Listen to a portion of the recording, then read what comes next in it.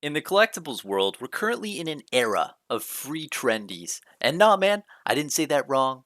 I'm dubbing two different things and I'm putting them together into a word that I really think is applicable to this, man. It's called free trendies, coming from the Wall Street bets, free tendies, and then trend, meaning people are just going on different bandwagons, and you put that together, it's called free trendies. And I wanted to explain overall the marketplace for collectibles, but also harp on flesh and blood and really go dive deep into this scenario because man, it's an interesting period of time.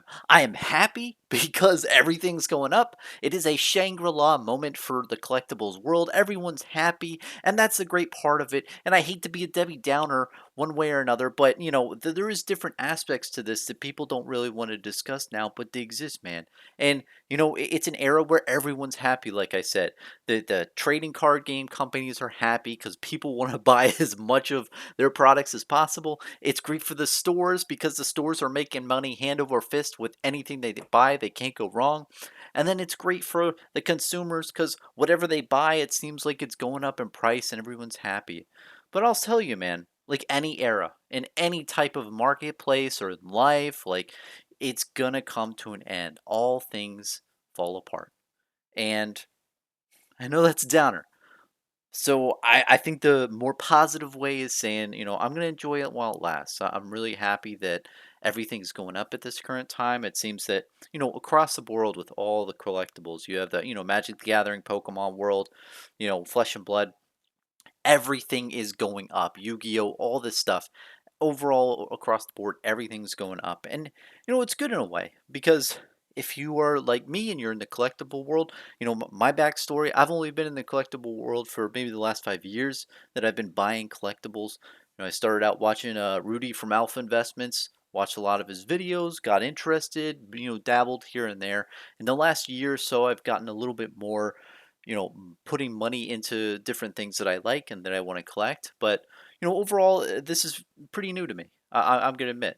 And I think it's new to a lot of people. I think that this is a growing sentiment that people have developed in them for collectibles in the last couple of years. And I mean, you've had a lot of big influencers come to this realization, finding out about these collectibles. And I want to harp on the main mental state of people thinking, hey, I can do something irresponsible, but it's responsible in the long run.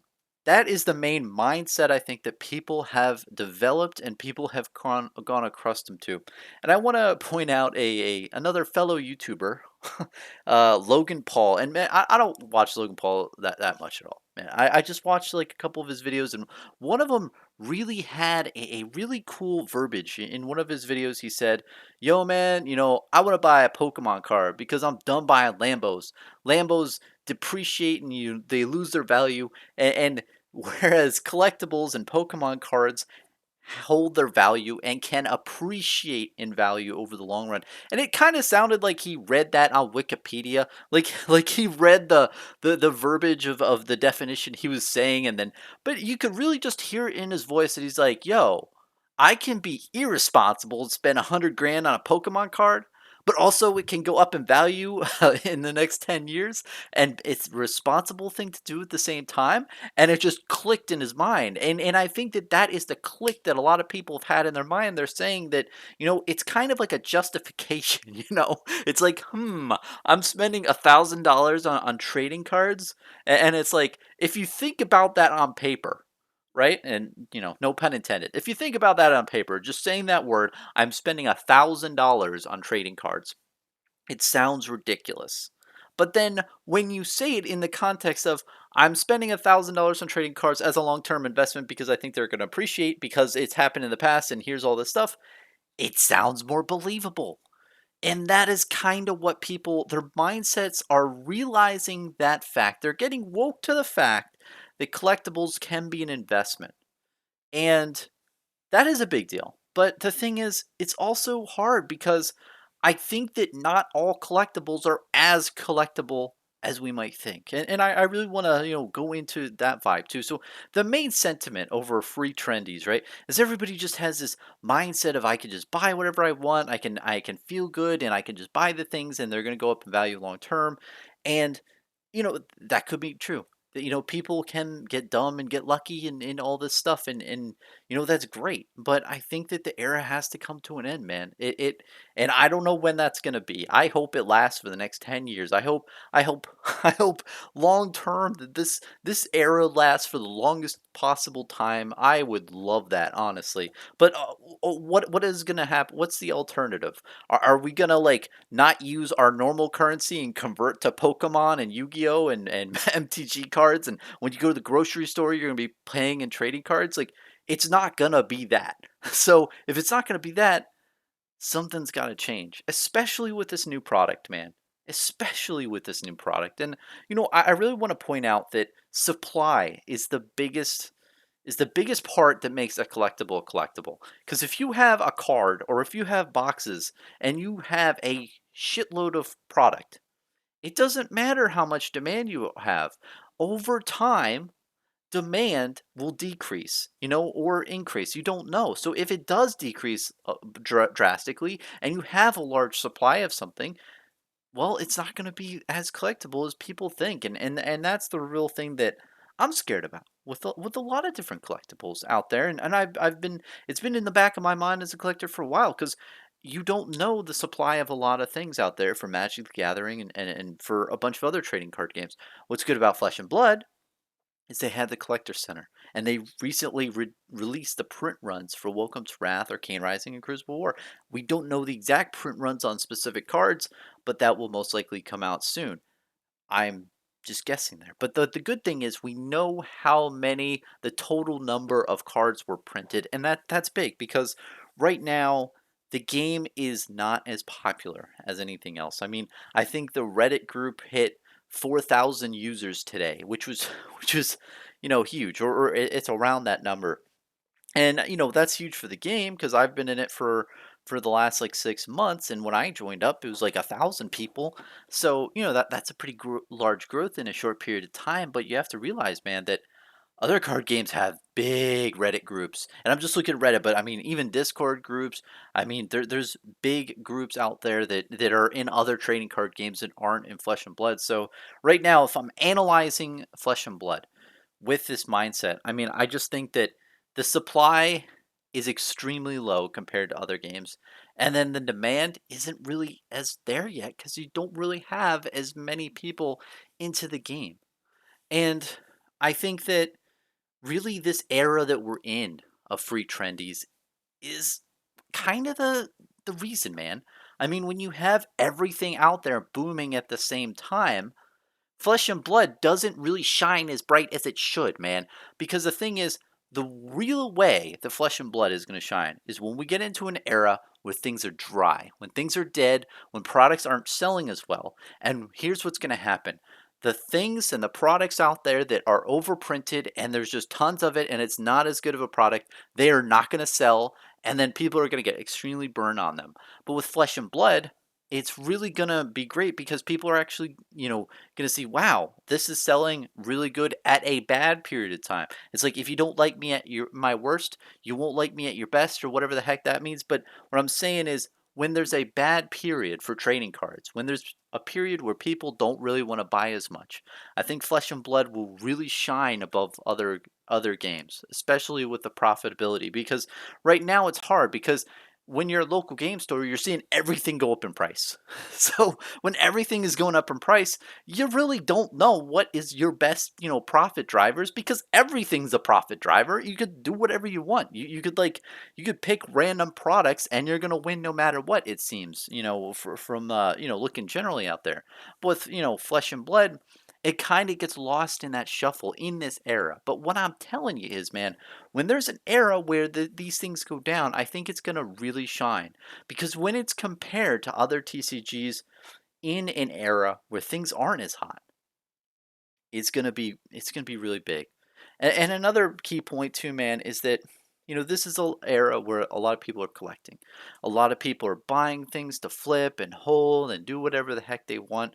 But it's a time period where people aren't playing as many trading card games out in the public because we can't go out for everything that's going out in the world. But as more people come into the game, as more people play Flesh and Blood, when there's tournament scenes where there's a world event, can you imagine all the people coming into Flesh and Blood then and people realizing, wow, this is an amazing game. You mean these are like chess match games. The gameplay is just phenomenal. And as a collector, man, I'm telling you, it's made me want to play the game a lot more. I mean, I don't really I'm not very too much of a competitive player at all, but the gameplay is so good that it made me want to play and compete. Like I've competed in 3 online tournaments so far. I've played a bunch of different content creators out there. I played Rob from Tolarian Dropouts a bunch. He's a really cool guy, and AJ from Adventure Co. We've had a lot of games, and it's just a lot of fun, man. And it's addicting. It's like a chess game.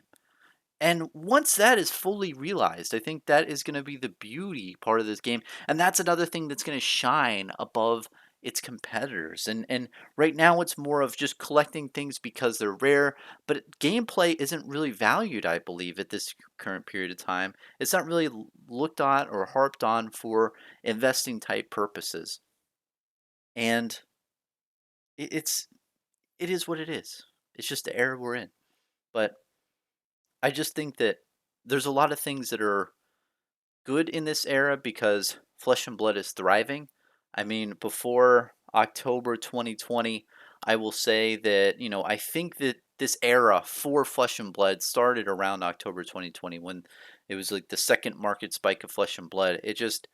It became really crazy the amount of increases for the cards overall across the board. It was just completely nuts how much they increased over a short period of time. And what's interesting is I've talked to a bunch of different content creators and people in the Flesh and Blood community, and they said, man, Bronson, before September, October of 2020, it was dead. Nobody was really talking about secondary market as much. People didn't really think that Flesh and Blood was as investable. It was very quiet. There was definitely an investment community, but it wasn't as it is now, where everybody's just jumping on board because they realize things have gone up in price. And when you've had all these market spikes at the end of 2020, that's what people are expecting going forward. And it's an era where people are saying, hey, if you have the golden seal of approval on your box, the box is going to jump up in price tenfold. When you have that sort of response, it really just gets people hyped up and into a recurring loop. And I've been there, man. I've been on that boat with you guys too. I mean, when I've purchased Flesh and Blood cards, I can't tell you the amount of remorse sometimes I have. I think to myself, oh man, did I just spend that much money on Flesh and Blood cards? Like, I really fucking love this game. I think it's going to do great long term. But should I really be spending this amount of money on these cards? Like, this feels like a lot at this time. And over and over, I've been in this loop where I have remorse, regret, and then 1 month goes by, and then I see all these different spikes, and the cards that I just bought just went up like double or triple, and then I'm like, wow, I'm a genius. That was amazing. And then what does that cause me to do? That causes me to look at other cards and think about buying and then having remorse. But then after that, the cards go up in price and then I'm happy and then I do it. It's just an endless cycle. And currently I haven't really sold too much in my collection. I haven't really sold too much going around. I don't think I've sold at all really. Just I think one random card.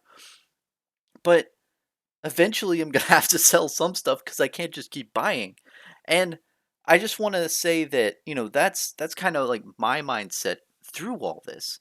But the moral of this is how long can this last? This can't last forever. We can't just say this can't be the year of 2025 and everyone's like, "Hey, did you get your gold seal box?" Like everyone's getting their gold seal box. It's going to increase like 300%. Always, it's known, it's happened for the last 5 years that the gold seal means you make 300% on your money. It can't happen for that long. I mean, it can't. If it does again, I'm gonna be ecstatic. But there's gotta be a point in Flesh and Blood and all TCGs where this era comes to an end, where things are just too good to be true. They could be, and it's tough because it's hard to notice in the past. And hindsight is always 2020. No pun intended. That's a great pun too. I've got it. Hindsight is 2020. but it's to where you think that you missed out, and then now you have FOMO. But the thing we have to realize is it has to end soon. And I'm not giving it any advice, right? I don't know what I should do too. I don't know if I should spend more now and then worry along the line. But I think that what gives me solace, what my sigil of solace is in life, is that I believe in the game. I love the game, and if everything went down to nothing, I would still be happy with the collection I have, and I'd be really grateful for what I've collected. And overall, I think that the game is going to succeed long term. And there's a term in the financial realm called going concern. And I think that overall, all this thing in the free trendies era that I'm justifying, and I'm saying a lot of negative stuff, but I want to say that I think the way to combat this is something called due diligence and looking at going concern. Going concern is, do I think that this business or this TCG is going to last in the future? How long is this thing going to really last?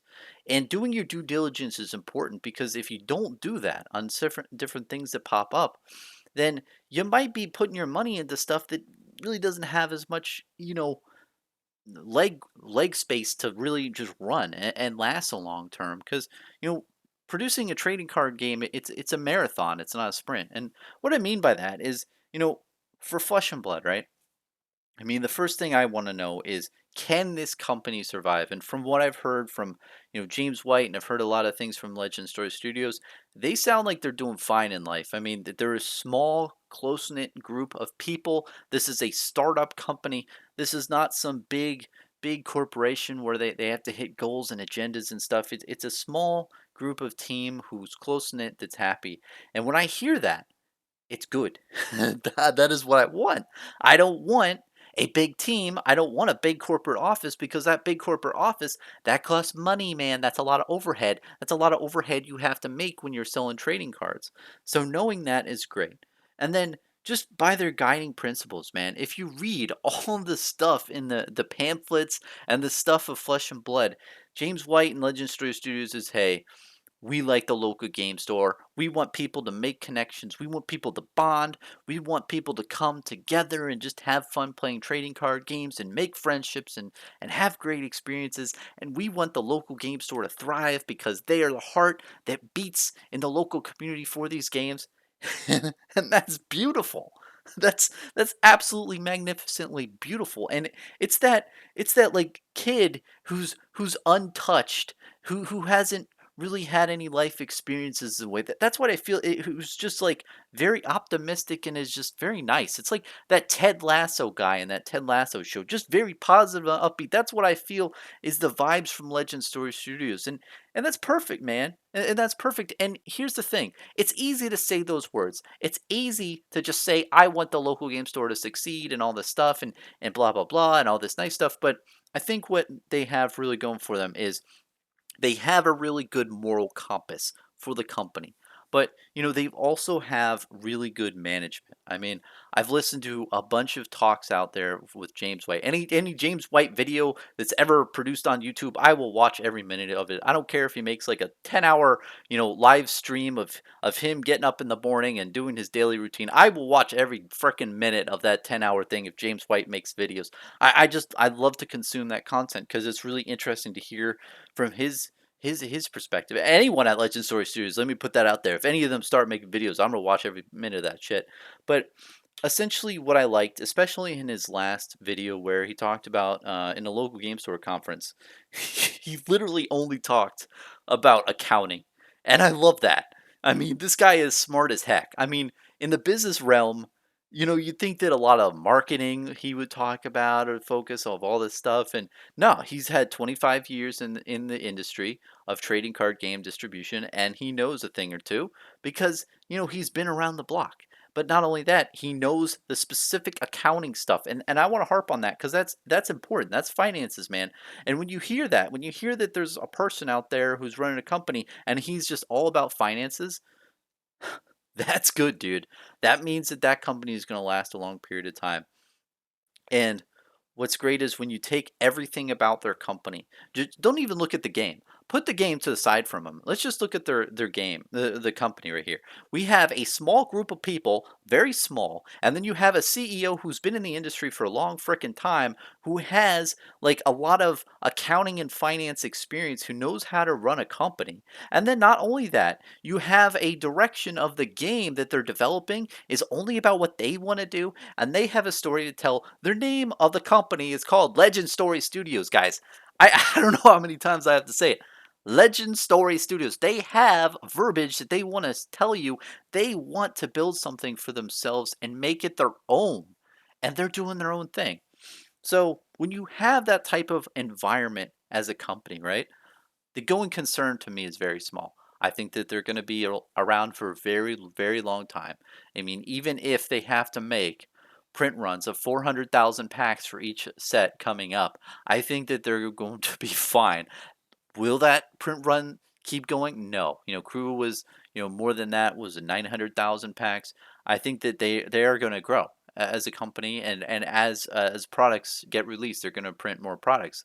What I'm saying is I don't think that they need to print as many products to survive, because they have low overhead and they're run very efficiently. They don't have very much outstanding debt, or they're not contracted out to they're not withholding to any big investor type person from what I've seen.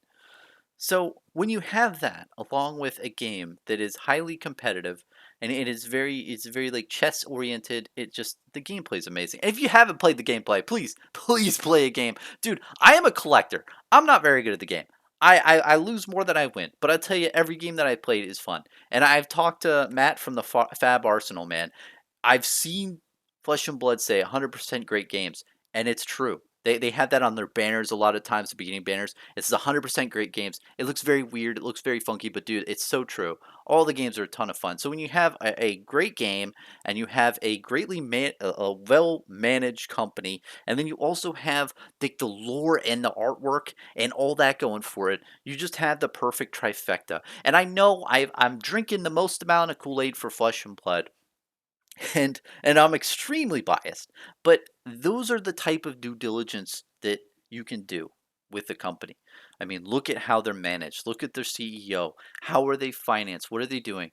And that really is a great way to determine if it's something to put your money into as a collectible, and if it is going to last a long period of time. As a going concern, you're analyzing this.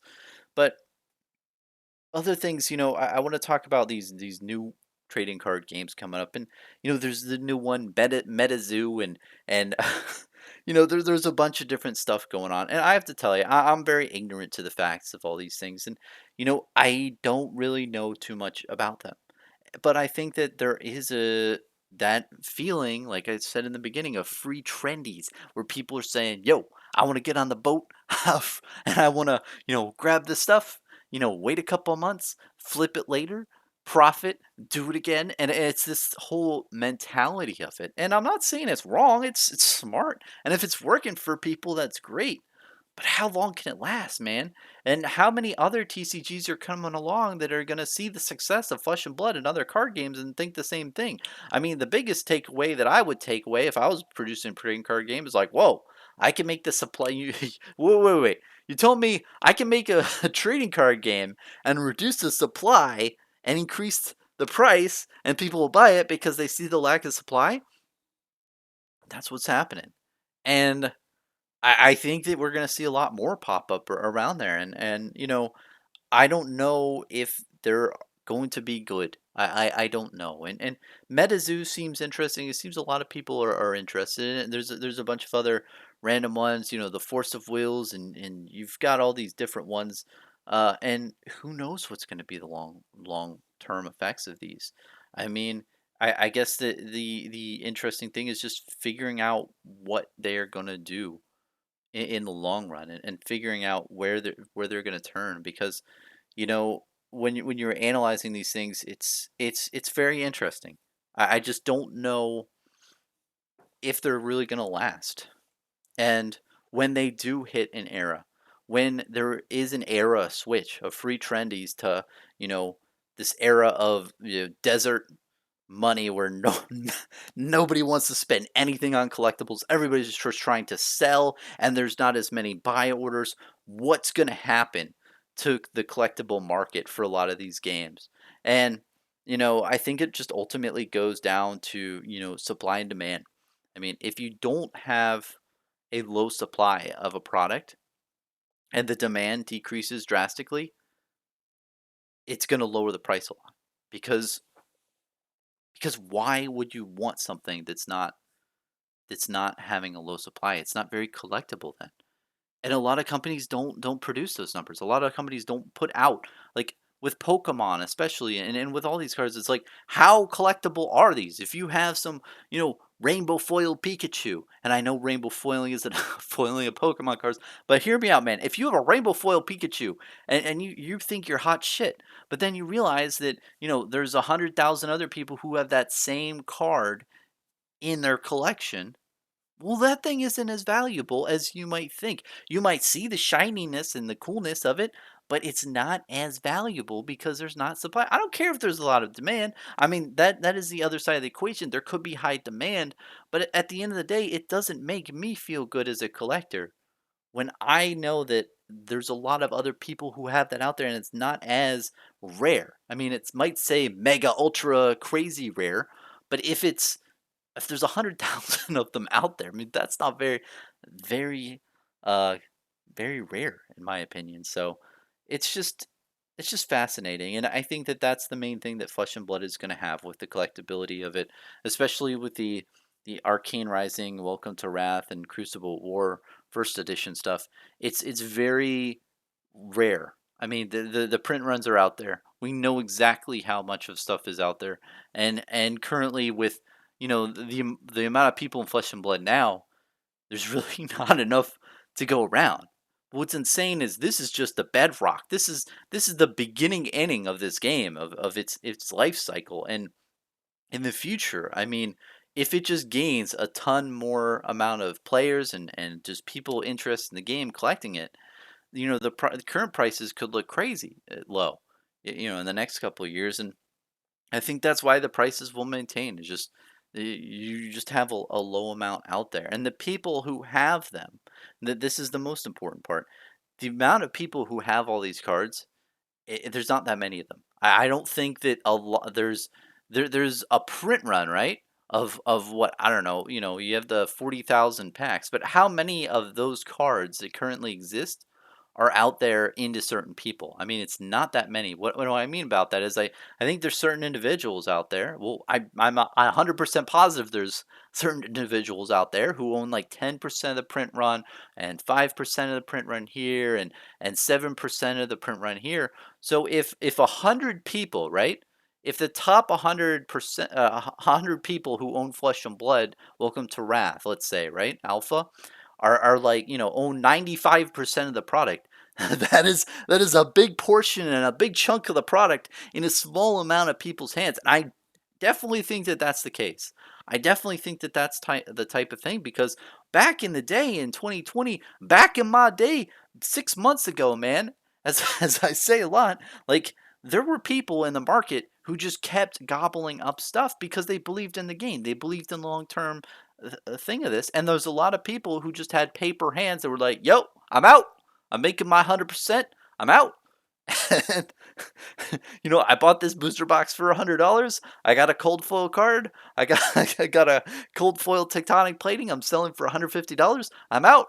That's what they said, and all those products of Flesh and Blood got pooled to a small amount of people. And I can't substantiate that shit with anything out there. I can't substantiate that. It's just my gut feeling, and from what I've seen in the beginning, it just seems that things are in people's hands, and it's not that many people's hands that have the first edition product. And I mean, the only way I can substantiate it that is Saint from the Fable Hunters. I mean, he has openly said I think he has 5 to 10% of Welcome to Wrath booster boxes that were ever printed. I mean, maybe that number has increased since they've released the print run numbers. Maybe he owns like 12% now, he'd have to say. But again, great guy. He loves the game. You can hear it in his voice. Love the guy. But, I think if there's a lot of people like him out there who have this stuff, these products are not going to go down in price because not many people want to sell them. Whereas other collectibles, now let's focus on other collectibles. I think they're a lot more spread out because there's a big amount of supply. There's a lot of supply out there for many different people. So when things get rough, when there's a desert moment where people don't want to spend as much money on collectibles, you're going to see a thing where everyone starts selling, everyone tries to lock in their profits, and then, the price goes down on the product. But because a bunch of different people have it, they don't give a shit. They just want to be like, I'm out. They want to put up their hands and be like, yo, done. I want to just sell all my stuff, get out of this game. I've seen it in Flesh and Blood. It happened. It happened in the past, man. There are people who did that before Unlimited came out. And, it's, I think that we're going to get into an era like that. But what's going to be different now versus in the past is when that era hits for Flesh and Blood and the first edition prices try to go down, or there's a desert moment, I don't think we're going to see too much retracement because not that many people have the stuff. And the people who do have the cards don't want to screw themselves over and try to sell for less. They're in it for the long run. They do not care about these, minor blips in the long run of this game. They believe in the game. And like me, I believe in the game. So, that's what's really going to hold its value. But what you have to consider is with other trading card games, are people are going to have that same mindset? And I don't think so. When there's that much supply distributed amount a larger number of people, all these different people are just going to try to race to the bottom and establish new price points for these cards when they don't really have as much confidence. And confidence is the key, and it's just feeling and emotion. And right now feeling and emotion is, there's a lot of greed and people just want to make as much money as possible, and they like feeling this way. And I don't blame people, man. In the last year, it's been really rough, man. A lot of people have gone through a lot of hard shit. It's not, it's not a good time in the world. Overall, it's just very humdrum and just sad, And when people are going through those times, it's nice to have these things that just make us feel happy. And not only does it make you feel happy, but it makes you feel, also that you're doing something responsible for your future. And I think that that sentiment is really gone over. And what's another thing I want to say is that this is a new generation of people. And I mean, when you have Logan Paul, when you have these big YouTubers, when you have all these people who are teaching 10 to 16-year-olds, hey, invest in trading cards. You can have a blast opening the booster box, and then you could sell the card in 10 years to make the profit. This is training kids, and then they're gonna in 10 years they're gonna be adult ass people like me, and they're gonna they're gonna be even more resilient and wanting to do this stuff in even more numbers. And right now, what people haven't realized is these kids, I don't think they have a bank account. They don't have as much money to put into stuff. They're asking their parents to buy all this stuff, which are buying them. But can you imagine when all these people grow up, when they get into their late 20s or early 20s and they're starting to get their first job and they have money and they said, hey, do I want to open a Fidelity account or do I want to go to my Walmart and buy some Pokemon cards? I think they're going to buy the Pokemon cards because that's what they're trained to do. And it's gonna be crazy to see if that occurs, and if that stuff is more prominent. And maybe my Shangri-La moment, maybe this isn't Shangri-La, maybe this is the waiting room for Shangri-La. And in 10 years, all these people who have been trained to buy trading cards for collectible investment, that's gonna be the big time, and that's gonna be even more explosive because more people were trained at an early age to get on board. And I think that when you're an old ass person, it is harder to train yourself to have that mindset and be more susceptible of it. I think a lot of people, if you talk to them on a daily basis, if you go to a grocery store and say, "Hey, yo, you invest in collectibles," they're gonna give you the weirdest look, and they're like, "What are you talk? What invest in collectibles?" And they're just gonna like, you know, they're not gonna understand.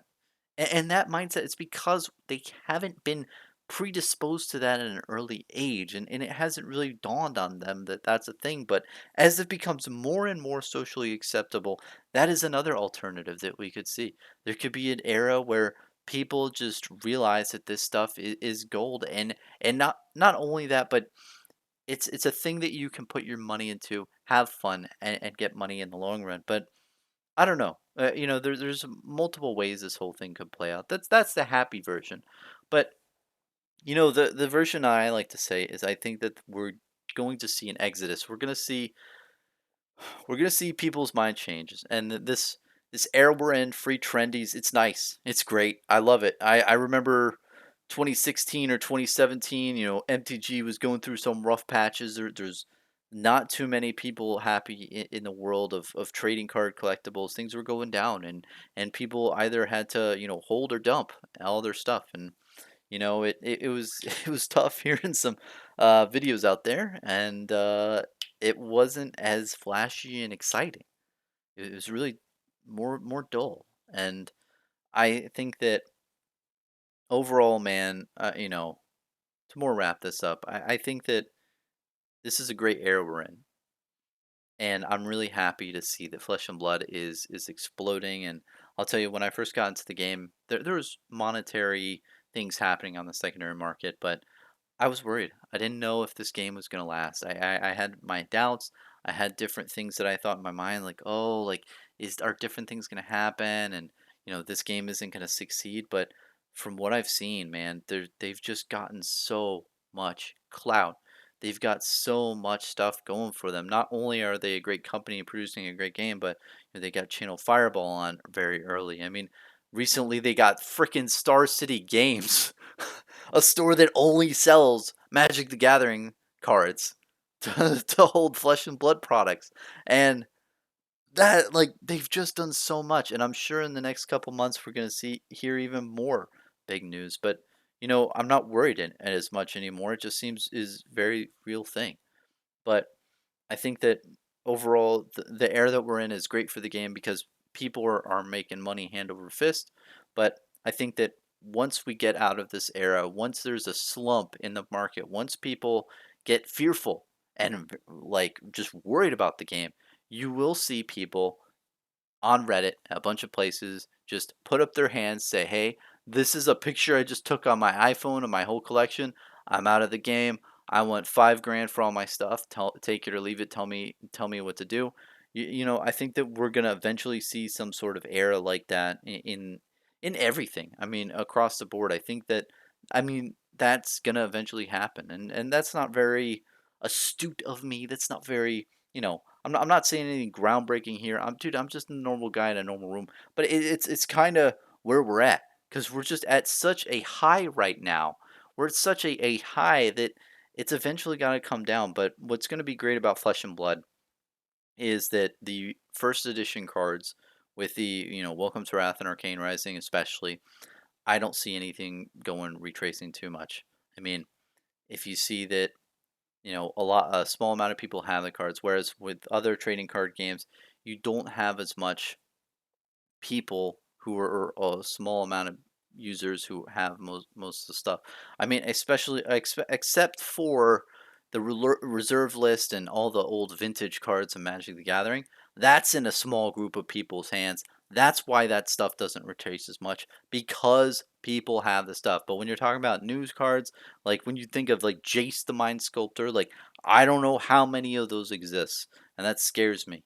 And all the newer cards, it's just you don't know. But with Flesh and Blood, I don't know. I just think that it's a really cool thing. But more importantly to me as a collector, man, I just like having the cards. It makes me feel special. I just love the game. I'm in it 180%. But overall, that this era that we're in is just something that I think will eventually come to an end. But I'm having fun while I'm at it, man. I'm having fun in this era, and it's really, really happy and nice and exciting.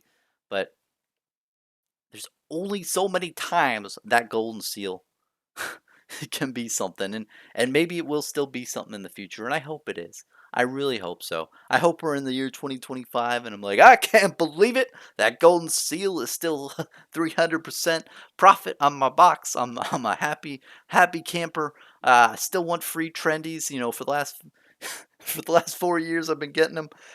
That's cool. But I think that what's gonna happen is gonna be exciting. We're gonna see different stuff, but you know, I think that what separates Flesh and Blood from all the other stuff is that it really is going to stand the test of time, and it has something that's really special via the product, via the company that runs it. The company runs it is going to make sure that it lasts a long period of time. They're telling their own story. The product is very competitive, and once you have those type of more competitive scene with worlds and all these things, it's just going to get even more people into the game, and that increased demand is just gonna make it go on for the future. But you know it's going to be interesting how things pan out and how long this train rides. And I can't tell you, I can't tell you how long it's gonna ride, but it's just odd to me that it's just this feeling that people think that, like, they have this FOMO built up in themselves because they say, "Hey, I've seen the last 4 months into this game, and the last 4 months you could buy anything and it just increases in value. Buy anything, increases buy the gold seal, increases in value. Buy the cold foil cards, increases in value." It's this self feeling that it's like, okay, whatever I buy goes up and it increases more. But I it's hard to imagine it being any crazier. But the last counterpoint I want to say to that is I felt like this every month for the last 5 months, and every month my feeling was wrong, and every month I look back on my feeling and say, wow, I was stupid. Why did I think that way? That it's obviously fine, and it was, everything was a low price back in the day, and I should have purchased more. And it's really going to be interesting to see how much that can perpetuate going forward. But yeah, hope you enjoyed this discussion. Let me know what you think, man. Very interesting era that we're in. I'm very happy for it, but also it's uh it's going to be interesting to see how it progresses. So yeah, thanks for watching, guys. Have a nice day.